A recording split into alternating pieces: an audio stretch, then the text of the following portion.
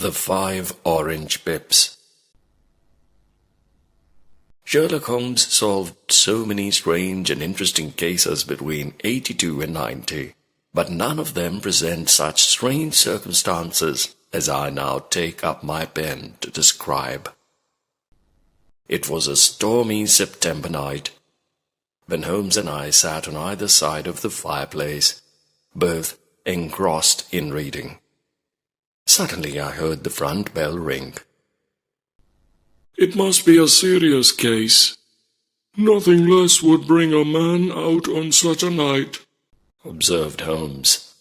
The man who came in was young, about 22, well-dressed and with refinement in his bearing. He held a streaming umbrella and wore a waterproof cloak. He looked pale and anxious. The young man apologized for bringing in rain and storm into the room. "I have come for advice. Major Prendergast told me that you can solve anything." "It is true that I have been generally successful," admitted Holmes. "Give me the details of your case." "My name is John Openshaw. My father Joseph had a small factory in Coventry, which he enlarged at the time of the bicycle. He was successful and retired with a comfortable income after selling his factory. My father's brother Elias emigrated to America when he was young. He fought in the Jackson's army and later rose to be a colonel. When Lee surrendered, he came back to his plantation and stayed there for 3 to 4 years. In 1869 or 1870, he came back to England and bought a small estate in Sussex near Horsham. His dislike of Negroes and the Republican policy in giving them freedom made him leave the States. He had a fiery temper and became aggressive when angry. He kept to himself, had no friends, and did not meet even his brother. But he was fond of me. When I was 12 or so, he begged my father to let me live with him. He taught me to play backgammon and draughts, and made me carry orders to his servants and tradesmen. By 16, I became the master of his house and kept all his keys. I was allowed everywhere except a single room in the attic. No one was allowed to enter this room. I tried to peep through the keyhole, but never saw anything except old trunk and bundles. One day in March 1883, my uncle received a letter with a foreign postmark. It was from Pondicherry, and when he opened it, out jumped 5 dried orange pips, which pattered down upon his plate. I had begun to laugh, but a look on his face stopped me. It was Ashton. Go, He shrieked. my God, my sins have overtaken me." "What is it, uncle?" I cried. "Death." Said he, and left the room. I met him coming down the room with an old rusty key in one hand and one small box in the other. He ordered me to call his Horsham lawyer. When the lawyer came, he asked me to witness his will. He left his entire estate to my father, which would ultimately come to me. Then he said a strange thing. "If you enjoy my estate in peace, well and good. If you find you cannot, then, my boy, leave it to your deadliest enemy."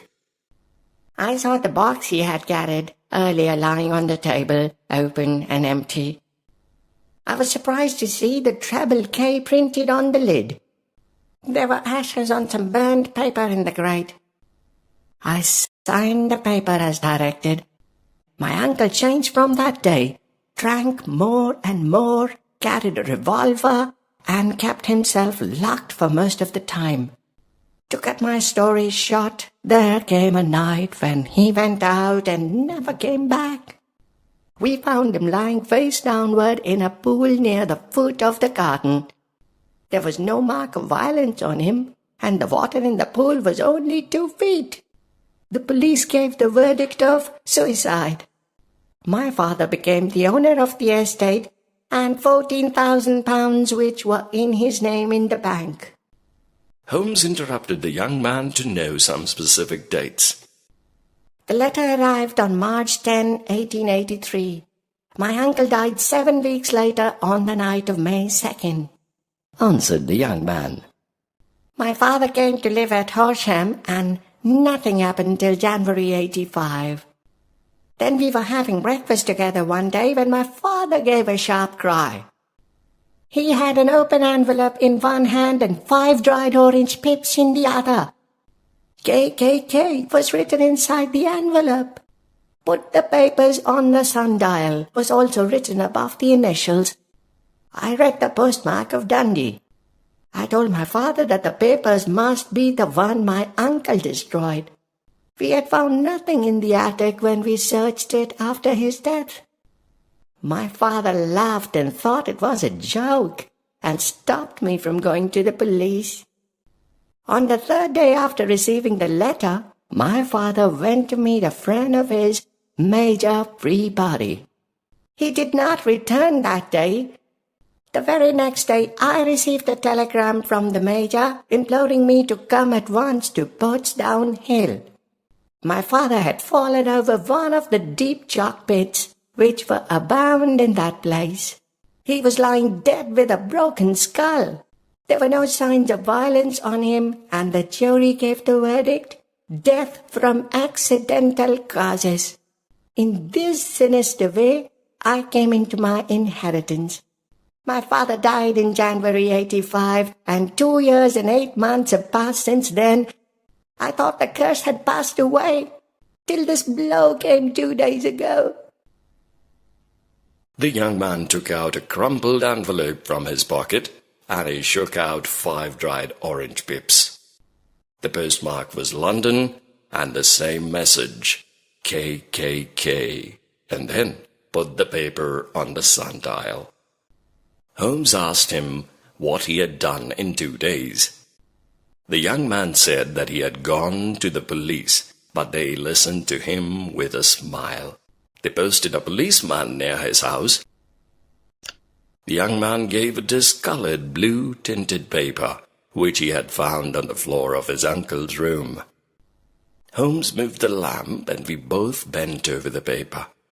It was headed March 1869, and under it were the following notices. 4th, Hudson came, same old platform. 7th, set the pips on Macaulay, Paramore, and John Swain of St. Augustine. 9th, Macaulay cleared. 10th, John Swain cleared. 12th, visited Paramore, all well. Thank you, said Holmes, and returned the paper to the young man. You must now go home immediately. Put his paper in the brass box which your uncle had. Write a note that all the papers were burnt except this, and then put the box upon the sundial. Do not lose an instant, and take care of yourself. Your life is in danger. The young man told us that he would go back by train from Waterloo, and that he was armed. He promised to contact us in a day or 2. Did you mark the postmarks of these letters?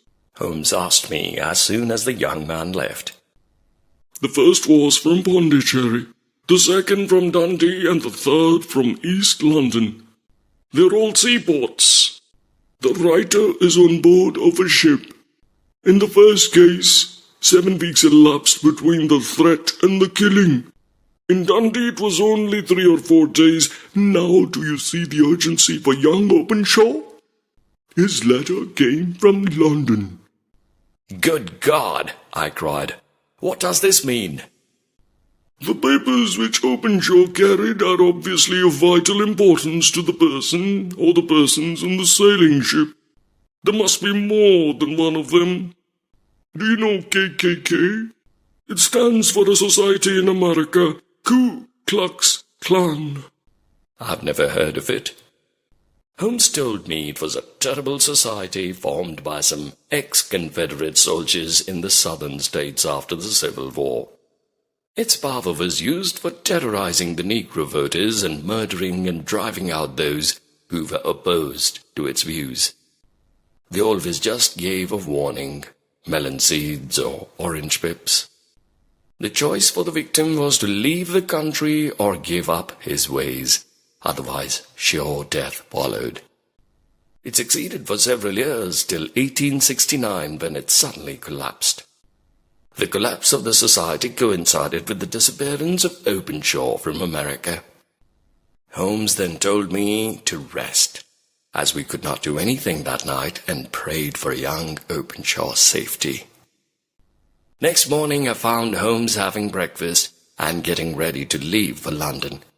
He asked me to ring for the coffee. I picked up the morning newspaper and shocking news met my eye.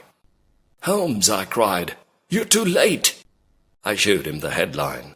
It read, "Tragedy near Waterloo Bridge."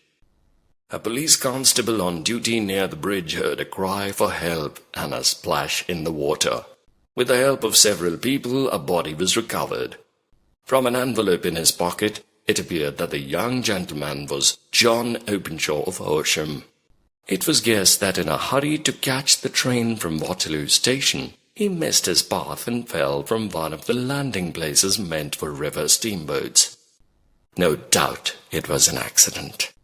Holmes was shaken and depressed. "They must be cunning devils. I shall not leave them." And he left. I went to his home at Baker Street late in the evening. At about 10 o'clock in the night, Sherlock Holmes returned home. He first ate hungrily and then took an orange from the cupboard, took out 5 pips and put them in an envelope. On the inside of the flap he wrote, "S.H. for J.O., and sealed it. He addressed it to Captain James Calhoun, Bark Lone Star, Savannah, Georgia. "That will await him when he enters port," Holmes said, chuckling. "It may give him a sleepless night." "Who is this Captain Calhoun?" I asked. "The leader of the gang. I shall have the others, but he first." He took out a large sheet from his pocket, all covered with dates and names. He had been busy following the career of every ship which touched Pondicherry in January 83.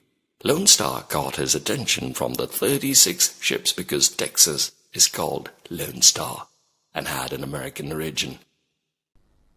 Then he searched the record of Dundee, and sure enough, Lone Star was there in January 85. Then it was easy to find out that Lone Star reached London only last week. My suspicion was confirmed. When Holmes went to Albert Dock, he found it had left the port, homeward bound to Savannah. There were 3 Americans on it, and they were all away from the ship last night. This he found out from the stevedore, who had been loading their cargo. "Before they reach Savannah, my letter and a cable will have informed the police of Savannah that those 3 gentlemen are badly wanted in London upon a charge of murder." There is always a flaw, however, in the best-laid human plans. The murderers of John Openshaw never received the orange pips. The Lone Star never reached Savannah. No news ever reached us about it. We did at last hear that somewhere far out in the Atlantic, a shattered sternpost of the boat was seen swinging in the trough of a wave, with the letter L.S. carved upon it. And that is all we shall ever know of the fate of Lone Star.